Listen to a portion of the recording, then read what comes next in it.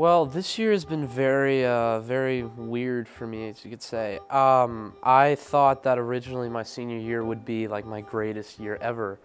But, I mean, it really started out really rough. And really everything started going downhill when I hurt my shoulder during two-a-days. We were doing these types of exercises where we would like quickly get to the ground and get back up. I went to the ground and my left shoulder popped out. We later went to doctors and they did an MRI. Essentially, the muscle behind my shoulder was completely ripped out, so my shoulder bone had nothing to cushion back on whenever it would, like, something would push against it. So that essentially put my entire season of football senior year, it basically reduced it to about half the games that I would normally play. Earlier in the school year, my sister told me about the Amazing Race, and when I showed up I wasn't sure what to expect, but I got assigned to a leader whose name was Michael, and he just inspired me to come here, and I've grown a lot in the people and in my relationship with God. I've gotten a really good perspective between the Catholic and Protestant non-denominational view from the people here who've been really nice, and it's a lot more personal of an experience than in a Catholic church where we're just standing and singing hymns and listening to the homily. Football was everything to me. When that injury happened, it really put, it felt like God was putting the brakes on my plan that I had. You really get to wonder, you really start to think, what else do I need to learn?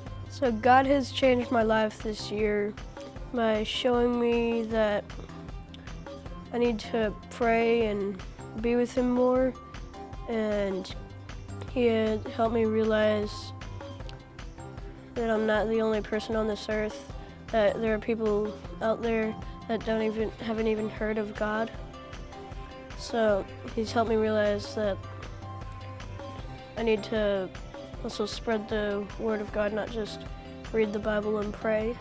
This year, I have grown in my faith, but in a different way than I have in past years. I always grew up in a tiny little Christian school where nothing was ever bad and everyone was just so happy all the time. And then I went to public school and it was just like all this sin just in your face. But then this year, it's been a lot calmer, I guess. It's less of a, this is good and this is bad. Those are the bad kids, don't hang out with them. It's more like, this is okay, some of your friends are doing this. And really just having these girls and these women in my small group, mainly support, has just helped me so much. I thank God every night that I have them to just tell everything to, and they always have a piece of advice for me. My dad, he actually taught me a very important lesson.